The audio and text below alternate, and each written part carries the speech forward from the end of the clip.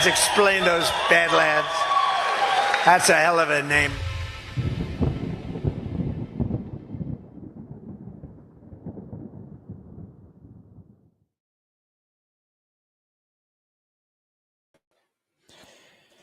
Now's the perfect time to secure your home and your loved ones. Get a free ADT smart home security system valued at $1,200 from ADT authorized provider Safe Streets. Plus, get a Google Nest doorbell camera at no cost and a $200 Visa gift card from Safe Streets, the most trusted name in home security with more than 100,000 4.9 star Trustpilot reviews. Visit getasafestreets.com/badlands or call 925-529-6541. That's 925-529-6541 to speak to a representative today.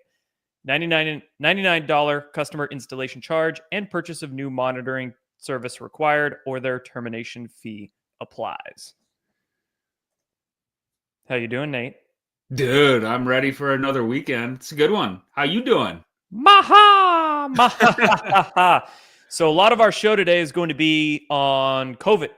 There's a lot of COVID news, a lot of news coming out about vaccines, reports and Senate reports and interviews and all sorts of stuff coming out about the coof shots. So a lot of good stuff for us to cover regarding that. And what else are we getting into today, man? Well, what is it? There's some stuff going on about microplastics. You know, it's just really, it's that commission report is... Microplastics are for losers. I'm all about macroplastics. I just eat Legos. Dude, you got a strong stomach. I just step on them. So when I put my leftovers into the Tupperware and the Ziploc bags, I just eat that shit in the bags. Just macroplastics are for the real men. So, yeah, man, microplastics. I guess there's a Ziploc lawsuit against Ziploc. I haven't read much about that, so we're going to look at some videos and then a lot of things about COVID. And then also we've got some videos to play of Trump just laying it down, calling out Big Pharma, like straight up saying that pretty much everybody in Congress is owned by Big Pharma. So it's great to have a billionaire as president because he doesn't give a shit about money, about lobbyists, about paid influence. He doesn't need their money. So he's able to call out industries like Big Pharma. It's pretty great. I don't think we were going to cover it today, but there was a really poignant moment where I believe it was RFK that was talking, and he was talking about how his uncle tried to do this, but he was killed before he was able to. And so I think it's easy to kind of like glass over the top of all this stuff that's happening, but this is a really momentous moment for America and how we're moving forward. I mean, this is real tangible change that is pretty profound. For sure, man. For sure. Okay. Let us first talk about our companies before we get into those Trump clips. Tell us about FlowBlend, man. Dude, yeah. So you guys have probably heard if you've been here before, but I make supplement pouches basically. So sublingual buccal absorption. Our mainstay is our CBD pouches, which we just rebranded to FlowBlend Clutch CBD pouches. I'm digging the new branding. And we just launched a new flavor, Blue Raspberry. So been getting a lot of feedback on it. People love the new flavor. Cinnamon, blue raspberry, wintergreen, all that for those moments when you just want to kick it, calm down a moment. And then we have the nootropic pouches as well. Pouch Man, nice. Pouch Man. Awesome. Yeah, what you got, man? What you got? Then I got Conscious Strength over here. So greens powder, electrolytes powder. My goal is to make products that are great products at good price points because there's so many things on the market, especially online brands these days that sell like greens powders for $80, $90 a can, which is ridiculous. So my products are sometimes half the price of comparable brands, but just as good quality, no artificial sweeteners, no GMOs. We've got greens powder, electrolytes, methylene blue. Lugol's is my latest product. Lugol's iodine, 5%, the good stuff. Curcumin, Shilajit gummies, all of that. So I've been using Lugol's iodine now since you launched it every day, and that shit is legit. Lugol's is amazing for your thyroid. and for a lot of for your hormones in general. So yeah, I mean, like the vast majority of the population is iodine deficient. So, and it helps to cleanse fluoride out of your body as well. Lugol's iodine will help cleanse fluoride out of your thyroid. So good stuff. All right, let's begin with this clip from Trump. Where's this clip from? I believe this was from the ceremony where they were presenting the report. Which report? I'm having a brain fart. The commission report, MAHA commission report. Oh, cool. Awesome, man. Let us see what Trump has to say. He's already got a little shit-eating grin on his face there, so you know he's having fun calling out the corrupt industries. Let's play this. And I was so proud. I thought I was the greatest guy in the world. I took it down 0.25%. And I had news conferences. I was bragging. I'm the only one that did it 28 years. And then I said, that's not very much because we were still paying so much more. And I decided I've got to break the system. And it's the most powerful lobby in the world, the drug company. Most powerful, they are the most powerful. And I'm not saying bad, good. I'm not saying anything, but they have tremendous power over the Senate, over the House, over the governors, over everybody. And they spend more money, billions and billions of dollars. And I said, I don't care. I got to do I have to do what's right. And I declared most favored nations, where the United States from now on is going to pay the exact same price as the lowest price anywhere in the world. In other words, if you take, and I was so Big Pharma won't like that one. No, I mean, like, I don't recall at any point in time him saying anything like that about Big Pharma and the power that they hold. I mean, he's had to walk a really fine line over the years, but now, especially with RFK Jr. as director of HHS, it's, fair game. Well, and yeah, I mean, they've talked a lot about how they've cleaned out the basically the corrupted interests within all these organizations. So I wonder if they just needed to remove a few like dead man switches, or I don't know. I think a lot of it is simply consumer awareness as well. After COVID, a lot of people woke up. A lot of more of the normies, mainstream populace out there woke up to the big pharma industry. So now that has passed, just the public awareness allows Trump to have a lot more support for going after big pharma. Yeah, 100%. All right. Ash in the chat says, let me bring up the comments here. Sure. Why are there no royalties for the American people on our investments into pharma research and development? Fauci took our profits. Yeah. Is that a rhetorical question? Sounds like it. Fauci took our profits for sure. I mean, it's insane. They take taxpayer money to the tune of hundreds of millions, if not billions, give it to these pharmaceutical companies for research that they make products from, and then they sell those products back to us. So they're basically double charging us. It's insanity. It is. We pay for them to make the products that then they force us to pay for.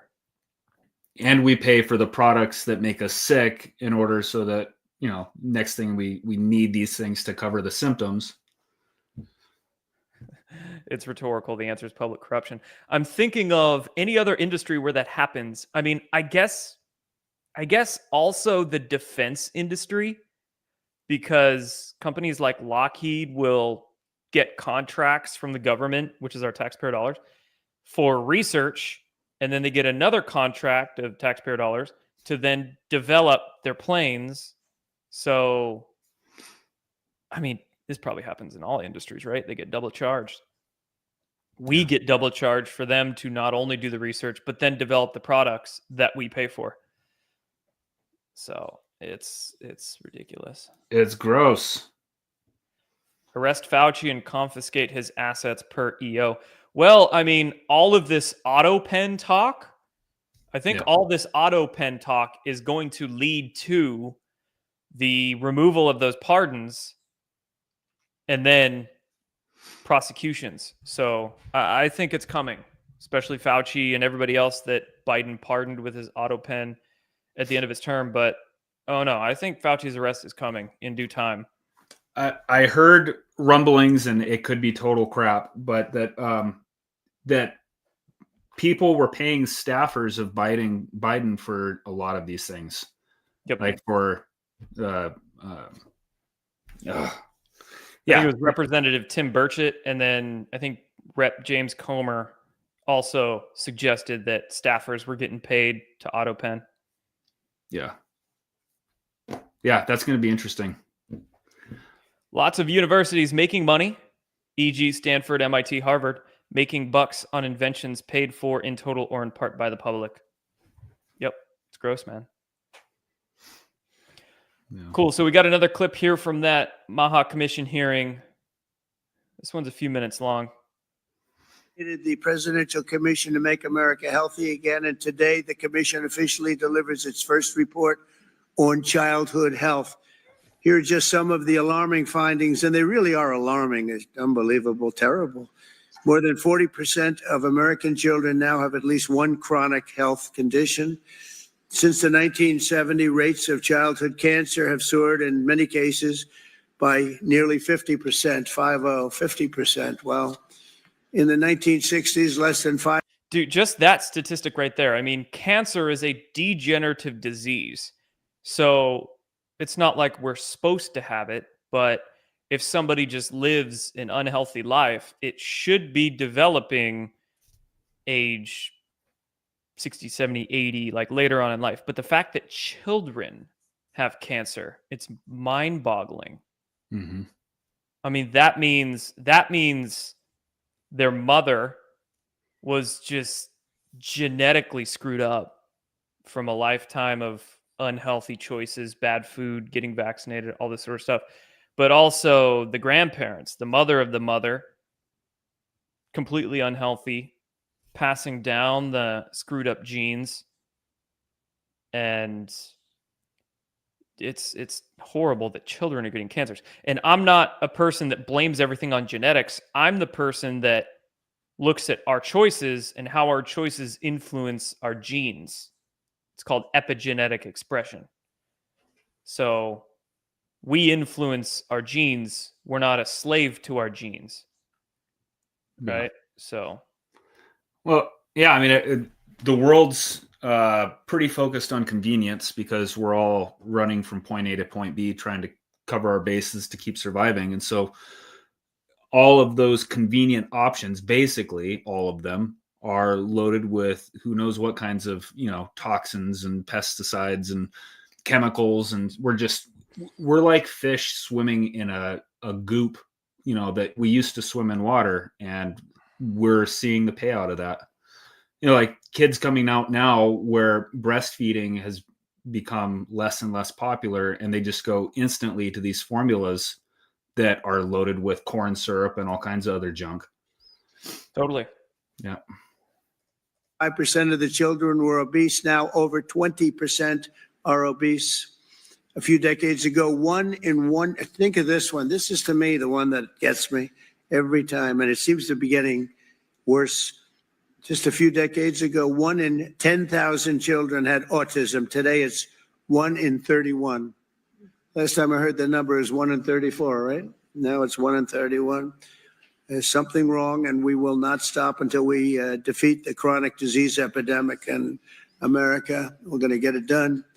For the first time ever, this report examines some of the root causes that many believe are making our children sicker and our population sicker, I guess. It just doesn't stop with the children, so population also, such as the ultra-processed foods, over-medicalization and over-prescription and widespread exposure to potentially toxic chemicals.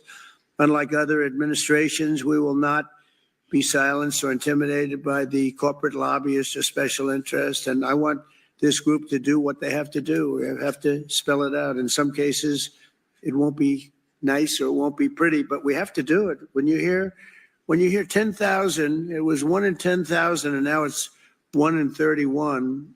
for autism, I think that's just a terrible thing. It has to be something on the outside, has to be artificially induced, has to be. And will not allow our public health system to be captured by the very industries it's supposed to oversee. So we're demanding the answers. The public is demanding the answers, and that's why we're here. Already we're phasing out 8 of the most common artificial food dyes. So I've heard, and this would explain why Trump seems to be so passionate about autism. If you guys remember, back in 2014, Trump was making tweets suggesting vaccines played a part in autism. Mm-hmm. And then he had to be quiet about it during the first term of his presidency and couldn't say much. But I've heard that one of the reasons that Trump is so passionate about the autism issue is that Barron might have had a vaccine reaction early in life. And yeah, I'm not sure if that's true or not, but it would make sense. Yeah, that would definitely wake somebody up going through a situation like that. For sure.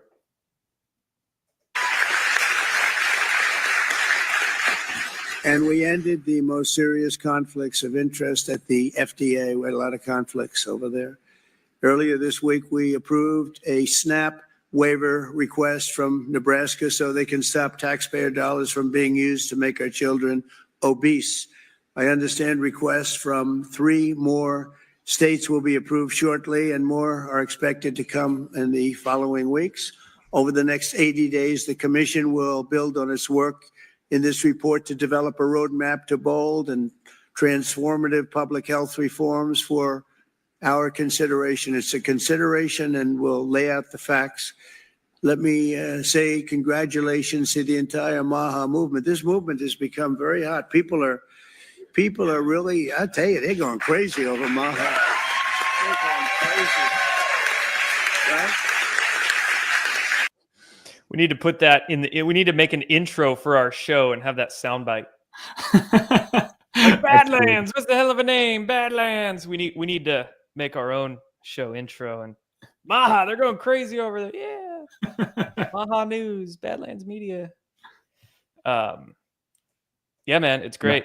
You know, one thing I noticed when I was looking at when Trump was making his trip to the Middle East last week, and Dan Scavino was posting clips from Air Force One during Trump's trip, I noticed that the snacks at the desk of Air Force One, Trump had like a big fruit plate there and like healthier looking snacks. So hopefully RFK Jr.'s changing his choices there. Yeah, must be.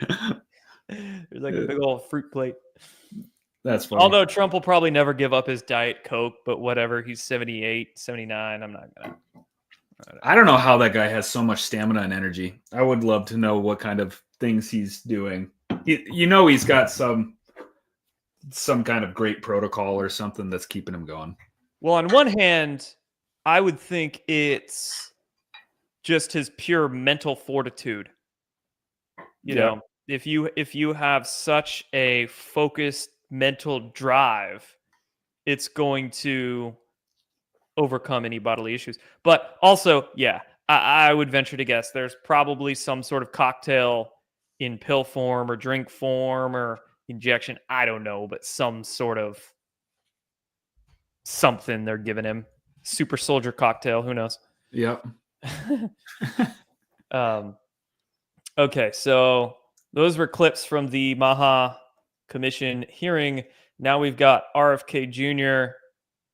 calling out, oh, I love this, Patty Murray. Her and her terrible teeth. She's the senator from Washington State, so I have a biased hatred of her. But let's see what RFK Jr. has to say to Patty Murray. Senator, I want to point out that in 2021, at the beginning of his administration, President Biden submitted his budget on May. You know what? You made an accusation of me. I'm going to answer it. Okay, I appreciate on May that. 28th, he submitted his budget. So our budget We're a new administration. Okay, you can go And I down also that want to road. point I out, have just 2 minutes left. I asked you a I specific want to question. point out something, Senator. You presided here, I think, for 32 years. You presided over the destruction of the health of the American people. Well, Our people are now the Mr. sickest people in the Secretary, world seriously, because you have Mr. not done your Secretary, job. seriously. That is an What have you done amazing about it? What have you Mr. done about the Secretary, epidemic I am here of to chronic ask- disease? Mr. Secretary. What have are you done? here- Is she on a health committee? I mean, look at those teeth, man.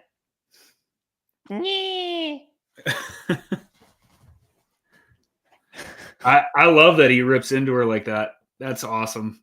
I kind of get the feeling that that RFK is not holding back. Like it's gloves off now.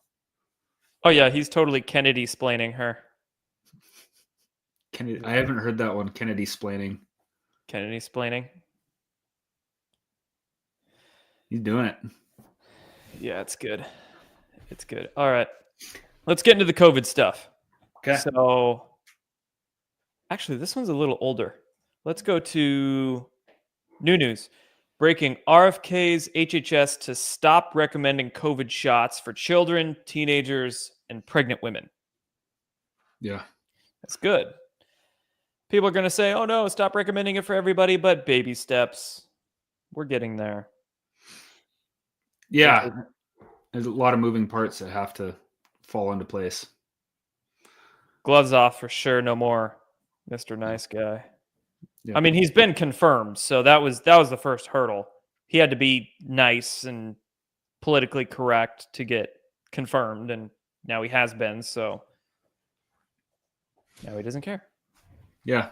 Well, and I think as they clean out all of these agencies, and he knows that he's up against less of, I guess, the insiders that want to do harm to this mission, he's probably really going to be able to say things like they are. I would imagine more and more. As we get more reports like this, yes, the public awareness will increase and thus allow and support RFK Jr. and Trump to do more against big pharma. So at the end of the day, it just comes down to public awareness. I mean, that's the biggest hurdle. Once we increase awareness, thus get support, thus they can make more moves. So reports like this: CDC and FDA officials were well aware of the risk of myocarditis following mRNA injections and took steps to downplay them because we have a Senate report coming out about COVID shot cover-ups. So part of this New York Post article about this report says starting in February 2021, federal health agencies had been alerted to, quote, large reports of myocarditis in young people who received the Pfizer vaccine, but waited until late June that year to adjust the vaccine labels to make that side effect known. Even though CDC and FDA officials were well aware of the risk of myocarditis following COVID-19 vaccination, the Biden administration opted to withhold issuing a formal warning to the public for months about the safety concerns jeopardizing the health of young Americans, the 54-page interim report said. Yeah. And I believe I just saw earlier today, there was a video of Bhattacharya, if I'm saying that right, on Fox. You're probably not saying that right. I'm probably not. But you're going to say it better than I can say it, so I'll let you handle that. But he was calling out directly the Biden and his administration on Fox for this, which is interesting. Excellent. Excellent. All right, guys, we got a couple Rumble rants coming in, so I want to... Unfortunately, I can't bring them up through StreamYard at the bottom of the screen down there, so I have to... we got to talk to StreamYard about this. Yeah. S. Jones, love that Badlands has a MAHA show. You guys do a great job every week. Keep it up. Thank you, S. Jones. Yeah, never mind. I was going to go on a tangent there, but not important. Jester, thank you for the 10. I look forward to the day when we can sue hospitals and drug makers for killing our loved ones via remdesivir. Yeah. They murdered my mom here in Nashville in February 2022, and I want them held accountable. Shit. They gave that to my grandfather as well, and we could not pull him out of the nosedive that it put him in. Pulled him out of the hospital and tried everything and lost him because of remdesivir. I would imagine it would be very tough to sue hospitals because hospitals would have plenty of plausible deniability. They could just say, we didn't know, we were recommended it by whatever. But I would imagine the lawsuit against the drug makers and the Biden administration officials would probably have some whatever they would call that evidence, evidence of knowing complicity in understanding it's not good, but still recommending it anyway. So hopefully, yes, that happens. Yeah. Yeah. We just want justice. That's all I want. I just want to see justice at the highest level. Justice against Fauci, against the Biden officials, and against the tech companies. Because, dude, I had a lot of content censored about vaccines, masks, chlorine dioxide, all of that. Yeah, and the direct result of censoring that information is that less people were informed and made choices that didn't end well. Correct. So that's significant. Badlands Media Fan, this is our last one here. Have I heard of DMSO and its use on people with chromosomal abnormalities? Thanks for the show, Nate and Jordan. DMSO, yes, I've heard of it. DMSO stands for dimethyl sulfoxide. I have used DMSO. I have a bottle of it around here somewhere. I have never heard of it for use on people with chromosomal abnormalities. I have used DMSO for my joints because DMSO is the S in there is a sulfur. It's got a sulfur molecule attached to it. And sulfur is really good for our joints, sulfonated compounds. So I know it's used in animal care and veterinary care a lot for joint care, especially for horses. And I've used it as such. It's also a very strong solvent. So I've used DMSO with chlorine dioxide for topical application because DMSO will take the chlorine dioxide and get it into the skin. But I don't know much about it for chromosomal abnormalities. So yeah, they were doing it.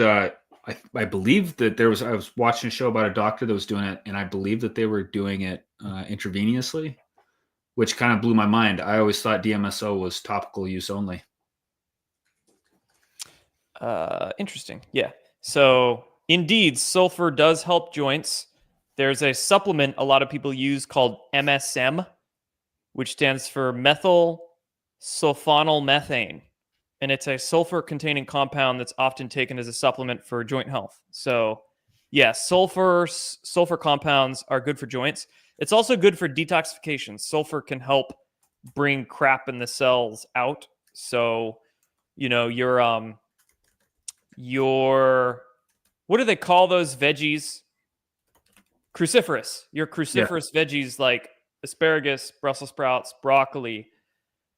The reason why they taste a little funky is because they have a lot of sulforaphane in them, sulfur-based plant antioxidants. So I really like cruciferous veggies. Eat a lot of them. For detoxification and joint supporting purposes, and sulforaphane also helps with detoxifying estrogenic compounds out of the body. Good stuff. Yeah, well, we need that today. I just looked it up. Yeah, DMSO is used in IV therapy, but it's cool. Yeah, I'm not too familiar with that. I'm not either, and that would almost be worth doing a show about just strictly around DMSO. Big Gouda just puts weed in his joints.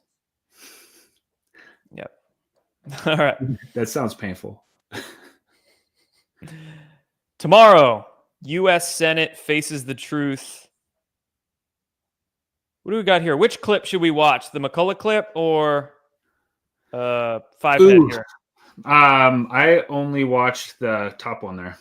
Okay, so The two largest COVID vaccine safety studies ever conducted, spanning 184 million people, found massive increases in the following serious adverse events: myocarditis, up 500%, Guillain-Barré, 150%. These acronyms up a lot. Heart attack, up about 300%. Stroke, 240%. Cardiac issues, coronary artery disease. So let's listen to Nicholas Holscher here. Apparently he is an epidemiologist at the McCullough Foundation. And I want to go over two massive studies that kind of just throw the whole safe and effective narrative out of the water. So the two largest COVID vaccine safety studies ever conducted, the first one's by Fuxova and colleagues. This had 99 million people in it. They found 500% increased risks of myocarditis, 300% increased risks of spinal cord inflammation, which can be permanently disabling. It can cause paralysis, and about 200. It was transverse myelitis? Yes, transverse myelitis. Yeah. And so we have all these things. Yeah. And then we have the second largest vaccine safety study ever conducted, which was published a few weeks ago. That had 85 million people in it and had a control group. So it was about 40 million vaccinated, 40 million weren't. It was a meta-analysis. They found 300% increased risks of heart attack. They found 200% increased risks of arrhythmias. They found about 250% increased risks of stroke. And so now we have the largest population sizes ever studied that were vaccinated, and we find these massive risks.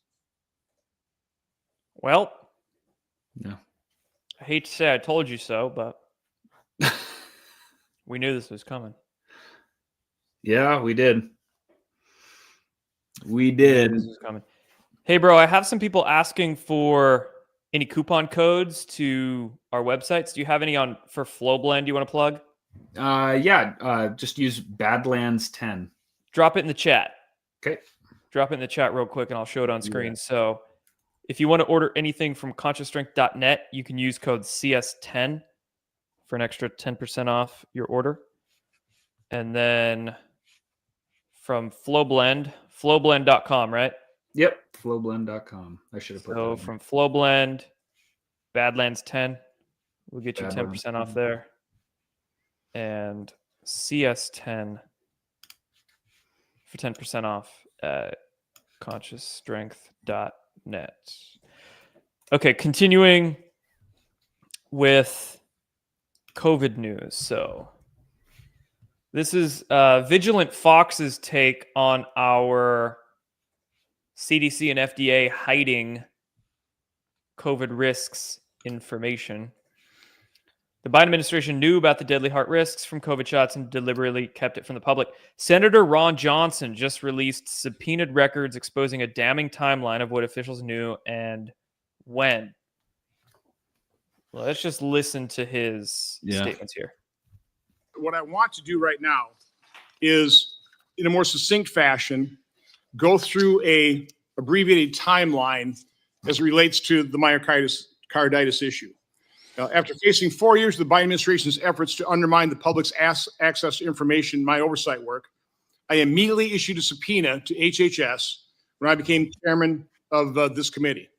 The subpoena records I am releasing today, which are discussed in the interim report, do not contain FOIA redactions and will finally provide the public a more complete understanding of the Biden administration's awareness of the risks of myocarditis following COVID-19 injection.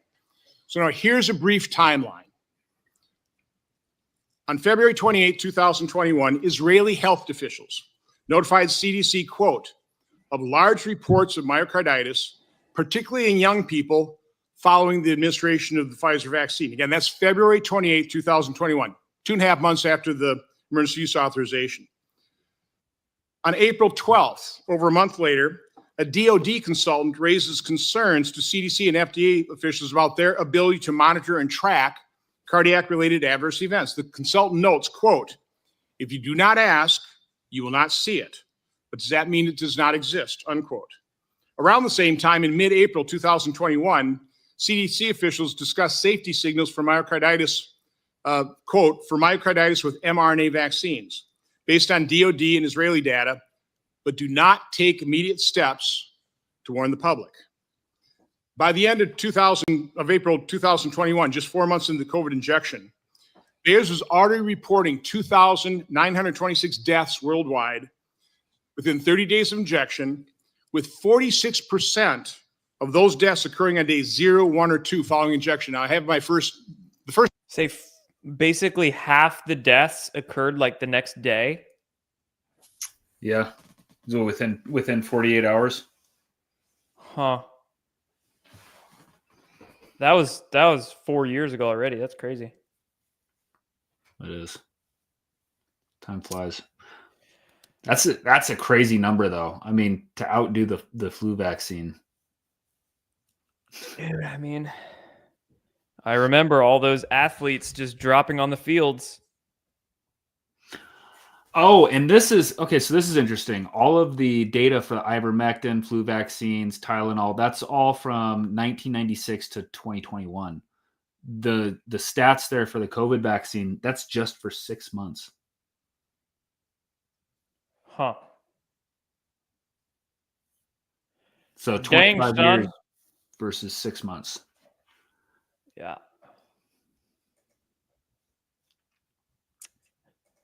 Now we've got NIH Director Dr. J. Bhattacharya. Oh, dude, that was good. That was Dropping really it. good. Man, props to you. Thanks.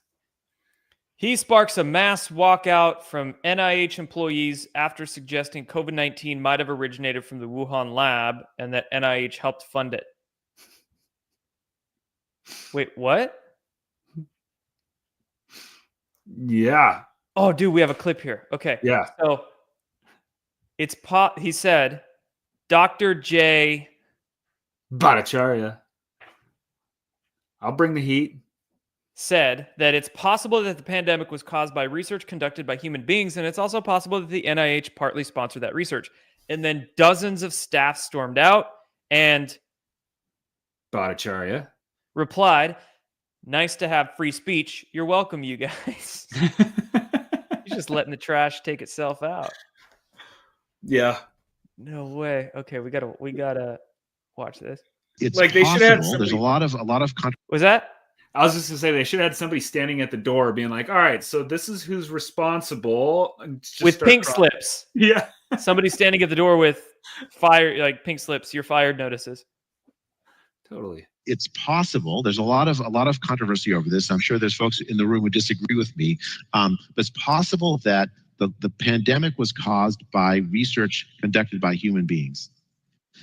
And it's also possible that the NIH partly sponsored that research. And if that's true, it's nice to have free speech. Welcome, you guys. Oh, look at him walk out there. If it's true So some people are applauding him and some people are storming out. Yeah. that we sponsored research, if it's true that we sponsored research that caused a pandemic, and if you look at polls of the American people, Dude, there's got to be a huge civil war going on in these agencies right now. Oh man, can you imagine how heated it is walking into the workplace? Half the people are awake to the big pharma gambit. The other half are still bought into the Fauci bullshit, and they're just like beefing at these agencies. Dude, I can't imagine anyone actually in NIH just blindly following the Fauci, way of thinking without it being just a financial payout. Like, I just can't. Are people really that dense? Yeah. Dude, that is so hard to comprehend and so disturbing. I guess. I don't know. I mean, NIH headquarters is in DC, I'm assuming. Yeah, I would assume so. Maryland, yeah. Bethesda. So pretty much right there. It's bad up there, bro. All right, now we got Kennedy on CNN. talking with, oh, What's his name? what's her cooch? Caitlin Collins, I think it was. Yeah, that's it. Okay. Is it a her? Just throwing it out there. I don't know, man. It's 2025. Who the hell knows these days? Yeah. And you're watching companies now that are changing their ingredients because of this movement, that are making good food more available to Americans because they're demanding it. There was no demand for it before.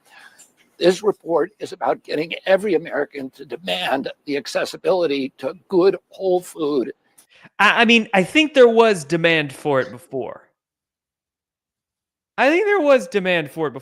But Yeah.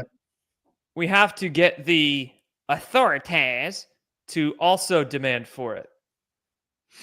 Otherwise, I mean, you can have like the majority of mainstream public demand something, but if the media is so controlled to create this fake perception, then people won't think there's a demand for it. It's like fake election polls. You can have 80% of the public support Trump, but if CNN keeps running fake polls that say, oh, Trump's approval rating is only 42%, then everybody's going to think Trump's approval rating is 42%, even though 80% of people actually support him. Yep. So the same thing goes for vaccine support or food support or whatever the case. 80% of people in the country might actually want vaccines banned or this shit out of our food. But if mainstream media doesn't report real numbers about that, then people are going to think, oh, nobody wants it, even though I do. So, you know what? Just this is not to pull us off topic, but you talking about that and these fake polls, like I wonder if in the next 5 years, 10 years, we will have access to a blockchain type voting system to where they can actually run a poll where the entire United States, citizenship can go on and vote in real time over just small stuff, even like this. Like, hey, what do you think about, access to healthy food? oh no, that sounds racist. Because how are disenfranchised minority groups going to get access to the blockchain? They're too dumb to work computers. Yeah, well played. Jordan, CNN. JNN. JNN. In their neighborhoods. And that, it's going to be a process, but it's already happening. You see these big fast food conglomerates that are switching from seed oils to beef tallow fat. You see them reducing the ingredients. You see Chobani yogurt changing its ingredients because of the demand that has happened because of the MAHA movement. We are going to make sure they have apps that mothers who go into the grocery store have an app that they can send a flash on the barcode of every product and get a green light, red light, or yellow light. That will allow them. HHS is creating that? We're working with industry to do it, and they're already doing it. Mark Hyman's company has done it. Patrick Sonsing's company has done it. There are many, many apps out there that I use one called Yucca. Oh, that's cool. He gave a shout out to Mark Hyman. And I think I still have Yucca on my phone. I think we talked about Yucca a few shows ago. Yeah, we did. Yeah, so Yucca is pretty solid. It does not show which ingredients are genetically engineered or likely genetically engineered on products. So Yucca could be better, but it still shows preservatives and food colorings and things like that. So it's a pretty solid app. I don't use it because I'm skilled at reading labels, but for somebody who's not skilled at reading labels and needs help, this would be great for him. And then there's one comment here I want to touch on real quick. It says RFK should be talking about abolishing the poisonous vaccines, and he isn't. Instead, he's talking about Fruit Loops. I would fundamentally disagree with this comment. He should also be talking about Fruit Loops and the toxins in food. I would like him to talk about abolishing poisonous vaccines, but there's a thing called political strategy, and RFK Jr. is taking steps to awaken the public about vaccines, but you got to do it strategically, right? I mean, yes, there's things we want, but you have to think about this. Well, and we just listened to that video of Trump calling out Big Pharma as one of the most powerful organizations on the globe that's influencing politics. So, that is a massive behemoth to go up against. When I started really reading labels, my shopping trips took a long time. Yeah, it does at first until you get familiar with the words to look out for in the meats and the breads and all that. And then you just become familiar with the good brands. Like, I like this brand, I like this. And then you get into a routine of just knowing which products to go for and not even bothering with the bad brands or bad aisles. So it takes time, but it's important. And or just get less processed food, less labels, more whole food. Yeah, I mean, I pretty much go to the grocery store like every 2 or 3 days because I get a lot of, I just get a couple packs of ground beef or chicken or something, and then I get some veg to go with it, maybe some fruit, eggs and cottage cheese, and that's pretty much it. I know not everybody can go to the grocery store that much, but I have to do it because I have to go to the post office anyway. So I just work it into my routine where every couple of days I'm going to the post office and the grocery store, post office and the grocery store. So, you find ways. You find ways, but it's about priorities, And if you prioritize feeling good, being healthy, having your brain work well, then you'll find ways of overcoming the obstacles and learning how to read labels, knowing what to get at the grocery stores. You got to train yourself and then make the good choices. So definitely. The question is, do you prioritize yourself? How much do you care about yourself? Comes down to that, right? Yeah. And it seems like a really dumb question, but it's a really important question. And some people don't care about themselves. And they just have short-term thinking, dopamine thinking, where they're choosing the sugar muffins and the donuts and choosing all these bad habits. And well, I think you're your own worst enemy. I think a lot of people don't really wake up. I would vouch that, or I would guess that a lot of people in chat right now would agree, is that it kind of takes a crisis in order to break out of just going through the day like a robot, just like how we normally do. It's like once you run into a crisis, a health crisis or a family member's health crisis, that's when suddenly you stop and really take a look at habits and choices. Yeah, but you have to be it doesn't, unfortunately, you're correct. Unfortunately, oftentimes it does require a crisis, but ideally it wouldn't be a crisis. Or you could look at somebody else's crisis and learn from them and be like, I don't want that to happen to me. So I'm going to make the changes. So then it's not like a crisis that happens to you, it happens to somebody else, but but at the end of the day, it's just, how honest are you going to be with yourself? And how critical are you going to be with yourself? The more honest you are with yourself, the harder you are on yourself, the more likelihood you're going to have of success, basically. Yeah. Don't cut corners. Be honest. Be self-aware. And kick your own ass, basically. All right. Yeah. I think we got a few clips left here. We're getting into microplastics now. Microplastics and chemicals from food production assembly lines and packaging don't only end up in our food. They also contaminate our soil, our water, our oceans, and from there they re-enter the food supply. Recent study from the University of Oregon found microplastics in 99% of seafood samples.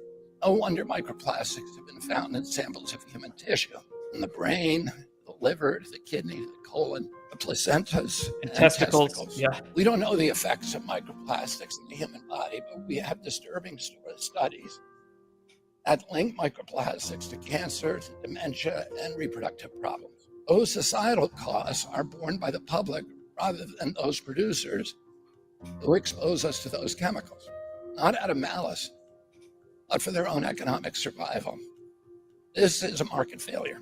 It requires companies operating in this space to ignore social costs in order to prevail in a market.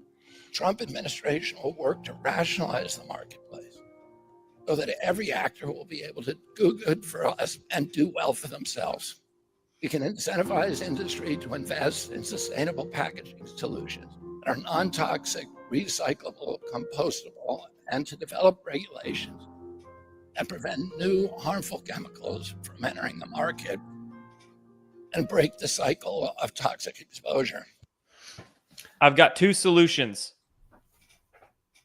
Send Number it. 1, glass. Mo glass.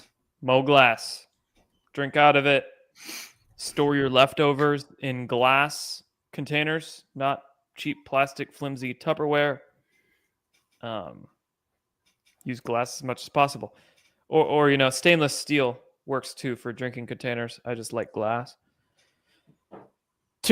Solution 2, hemp.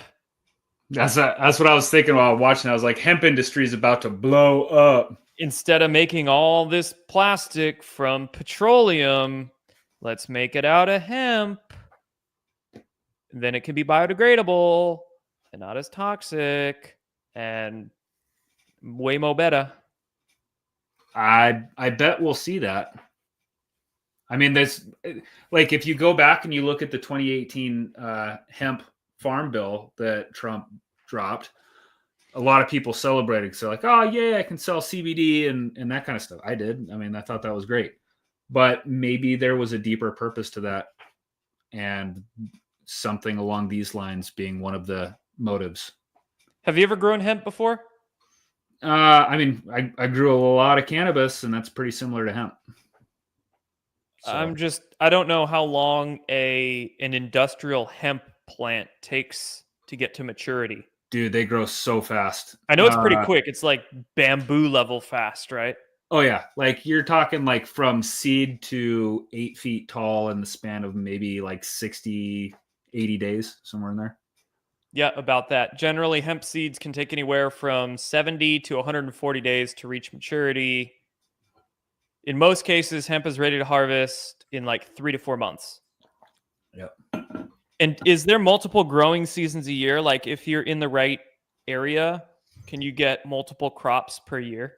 You know, I would imagine that it's possible in southern areas. Here in the north, we have, one. But yeah, if you have enough sunshine, I would imagine that somebody could. Probably, yeah, down south or California. And we may even, I mean, depending on what happens with energy costs, like I looked into this as a business model. I was going to start in aquaponics indoor, for veggies and all that kind of stuff.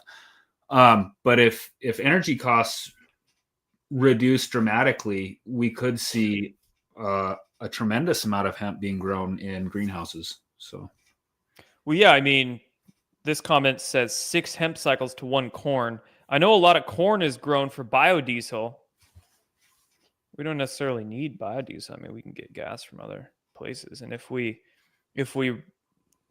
start getting the corn syrup out of so much crap, so much food, we don't need as many acres for corn. We can start using that for hemp and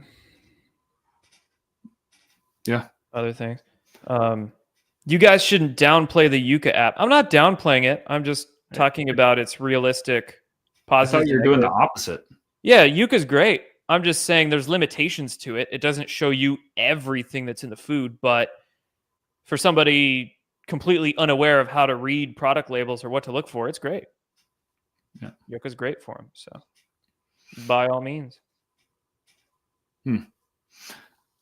What about bamboo? I don't think bamboo has the fats like hemp does. So I Yeah. think you need some of those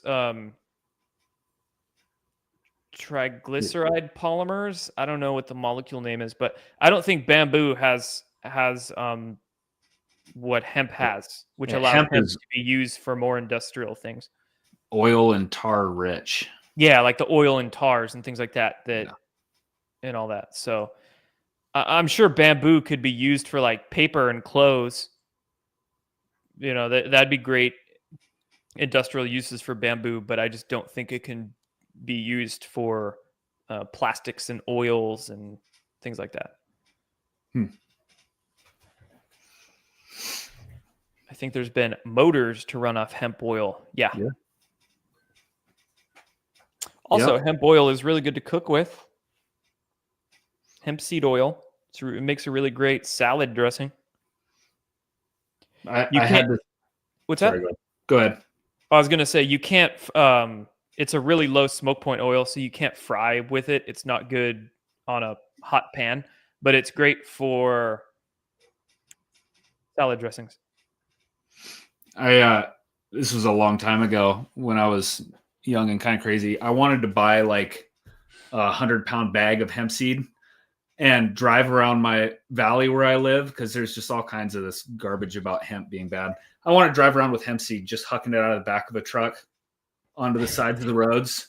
And then like 3 months later, just watch everybody like, oh my God. I thought that would have been great. Like Johnny Appleseed. What was I? Find a new blend. I've seen some people do that with wildflowers, which is I actually love that idea. Yeah. Just driving around with wildflower seeds to help the bees, just throwing them everywhere. Yeah. But cool. I was also, oh man, I was doom scrolling one of the apps the other day, and I found this post of people talking about how to get back at your HOA or get back at your neighbors or something. And they said, take like bean sprouts and chuck them in your neighbor's yard. And then after the next big rain, the bean sprouts will start sprouting in the yard and like totally screw up their yard. Or oh, what was it? It was like take some kind of, I forget what it was, but just ways to screw up your neighbor's yard. It's funny. Yeah. Yeah, I remember I was making Rick Simpson oil one time, and I had there's a bunch of seed, and I threw all the matter that was left on the ground, and it was in this area where like nothing grew. I was just getting rid of it. And I looked out, it was a house I was renting. I looked out like a month later, and it was nuts. There was just plants growing. Hemp is incredible. Grows fast. Crazy fast. I think it's a travesty when people have acres and acres of this manicured lawn that serves no purpose. Yeah. No purpose other than the look. You could be growing food on that. You could be growing wildflowers on that for the bees and insects and animal wildlife. You could be letting, like, honestly, I prefer yards to have wild grasses. The like 1-2 feet tall wild grasses, because that can offer so much more biodiversity, so much more availability of housing for animals and insects and plants and stuff. But when people have this like shit grass that long that they mow all the time, it's really pointless and destructive. Yeah. Anyway, here's our last video here. A Ziploc lawsuit on the topic of microplastics. Apparently, there's a lawsuit against Ziploc going on right now. Ziploc is being sued. Why? Because they're not disclosing to you the potential health hazards when you use their bags and containers. Ziploc is using statements like microwave safe and freezer safe, and research shows that if you microwave, freeze, and even refrigerate with plastic containers like this, you can be releasing millions to billions of microplastics and nanoplastics into the food stored inside. And they're failing to tell you that the ingestion of microplastics pose serious health risks. Get that away from me! Including potential harm to your digestive tract, immune system, and reproductive system. When you ingest microplastics, it releases toxic molecules and additives. I don't know, man. I mean, It seems like it should be common knowledge, I guess, but Yeah, don't Zip- microwave your plastic. Ziploc brand was originally developed by the Dow Chemical Company in the 1960s. The same Dow company that makes a bunch of genetically engineered crops these days, and I think Dow Chemical also makes some food coloring. So color me not shocked at all. Yeah, I Anyway. wonder how difficult it is to remove microplastics from your body. Yeah, that's something I haven't really looked into. But I mean, if it settles in the brain and other organs, I imagine takes some work. I think the we did a show months back on how to detox the body. I think zeolites can. Oh, really? Yeah, I think zeolites can help get microplastics out of the body. And yeah. Teaspoon of zeolite a day keeps the plastics away. Yeah. You can do it I've got zeolite capsules on the ContraStrength site, and some people use a spray. There's sprays out there. Pros and cons to capsules and sprays, but yeah, zeolite's good stuff, man. What's wrong with Chobani yogurt? I wouldn't say, well, it's not the best. I think Chobani probably comes from factory farm cows. And I would venture to guess, who do you think owns it? Probably owned by a big company. Ooh, General Mills. I'm probably wrong. Just guessing here. No, I think it's privately owned. Really? Hold on. That actually would be surprising. No, I think it's still privately owned. Chobani was founded in 2005. But their sources of dairy probably aren't the best. They use like factory farmed cows and things like that, I would imagine. But I don't think they put, some of those yogurt brands put sucralose and artificial sweeteners in their products. I don't think Chobani does that.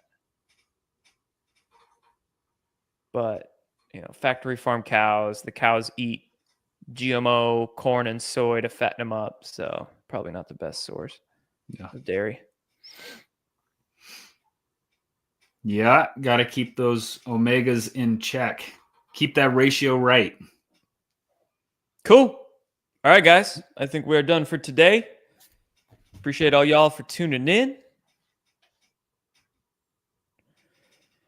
Let's see. A few more comments to finish up here. Sugar and dairy. That's what's wrong. Chemicals and hormones. Go with goat's milk. I eat some dairy. I like cheese and cottage cheese. Yeah. I mean, if you can get raw dairy or, decent stuff like that hasn't been treated, I see nothing wrong with dairy. I'm trying to think what other dairy I eat. I like grass-fed butter for sure. I don't drink milk unless I can find raw milk. And I eat cheese and cheese. I don't really eat yogurt. It's usually too sugary for me. But I like cottage cheese. When it comes to sugar, again, that one's a depends, right? So if you're active and your body and brain needs carbohydrates, then by all means. I mean, I eat quite a bit of sugar, but the sugar I eat comes in the form of fruit. Yeah, fruit. I eat a lot of fruit. I'm a little fruity. So, but it depends on your situation, your environment, your activity level, your needs. So, black seed oil. I'm a big fan of black seed oil. I love black seed oil. Ivermectin, not my cup of tea. Some people out there love and swear by ivermectin. Cool. Ivermectin's kind of a, I don't want to call it a fad, but there was a lot of buzz behind ivermectin because COVID. But I've never used it, needed it. I'm not an ivermectin guy. I'm more of a, bleach boy. So that's just me, though. When you say, okay, so black seed oil, I have tried using black seed oil. That stuff is so nasty, dude. Or maybe I'm just being a wimp. You got any secret? Maybe you had a shit brand. I use a brand called North American Urban Spice, and I just put it on a little teaspoon and do it straight. And it's not that bad. I mean, it's a little spicy, but it's not like terrible. So maybe you just got a bad brand of it. Ugh. Okay. How can you know that the grass-fed better cows aren't jabbed with mRNA? Yeah, that's a good question. I mean, today. I mean, if it's still alive, it most likely wasn't jabbed. Yeah, yeah, right. Cow didn't have a heart attack. I mean, I don't think our animal supplies are that jabbed by mRNA. Maybe some are, maybe some aren't. Research the company a little bit. Do your best to make sure the company is honest and pure. But at the end of the day, I mean, I'm not going to be paranoid about every little thing. I'm going to do my best within my abilities to make sure the food I eat's good. But if you are, too over obsessed over it, then it's just going to, I don't know. Too much fear will make you unhealthy. Agave is very high glycemic, so it affects your insulin a lot. Some people love agave. Cool. I don't. I just have never. I'm a brown sugar in my coffee guy. A little bit of brown sugar and I'm good. So I'm not the biggest fan of stevia anymore. No? Not really. Yeah, for years I used to use that for my coffee, and I switched to honey about a year ago, and I'm not going back. Yeah, I don't mind if a drink has stevia in it. Like, I don't hate it, but I don't go out of my way to find stevia and use it. You do honey, I do brown sugar. Yeah. Dude, but stevia has come along. They've done a lot with stevia now, though, and I need to do more research about it. But I know that there's stevia now where they have the stevia extract, which has, I can't remember how to say the word. It's like a R-A. The word starts with like R. Rebuside or something like that. Yes. But now they have stevia's these like concoction of stevia extracts where you don't get the funky aftertaste. You just get the sweetness. And I would be interested in learning more about that. But I imagine the more and more we see stevia in packaged goods, we should probably dig into what these new extracts are actually doing. Are they still have the same impact on glycemic?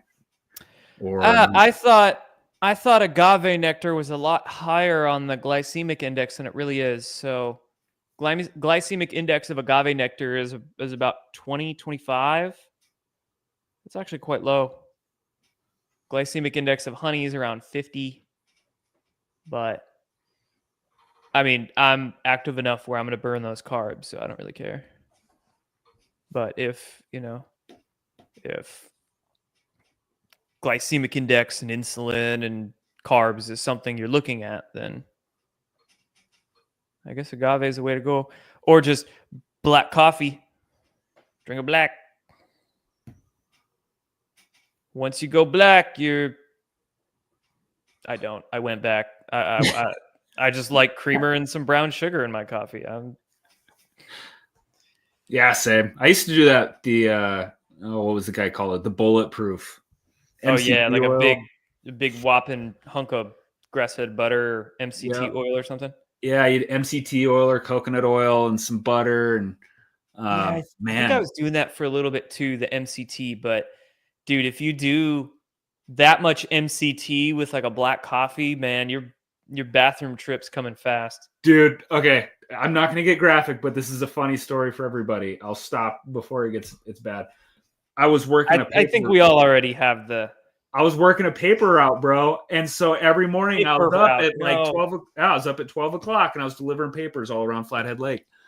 12 o'clock, and I'd make my bulletproof coffee before I head out. And there was one morning where put too much MCT oil. And let's just say I was way out in the boonies.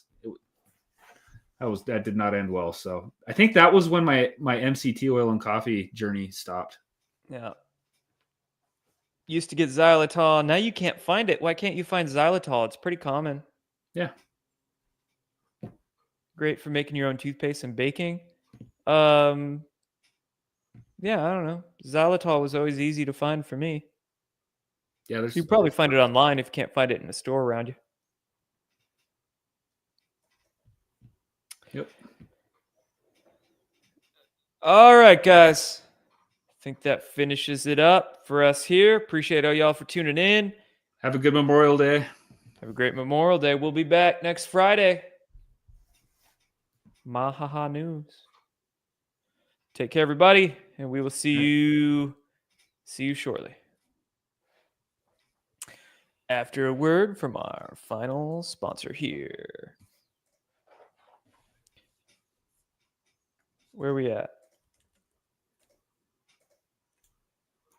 There we are. All right. Today's show is sponsored by Save Pulse. At Save Pulse, they're dedicated to keeping you and your family healthy with top quality medications like amoxicillin, azithromycin, ivermectin, and hydroxychloroquine at unbeatable prices. Their streamlined ordering process makes it easy to stock up on health essentials. And now with exciting news about fenbendazole showing promise in cancer research, they're proud to offer this alongside their antibiotics and viral care meds. Don't wait. Prepare for any health scenario today. Get your supply and stay ahead of the curve with Save Pulse. They've got ivermectin. Now save even more. Visit badlandsmedia.tv/meds and use the promo code SAVEHEALTH at checkout to get a 20% discount on orders over $100. That's badlandsmedia.tv/meds. Thank you so much for joining us, and don't forget to hit the thumbs up on this video. And a special thank you to all of our advertising partners. Please remember to shift your dollars to support those businesses that support Badlands Media.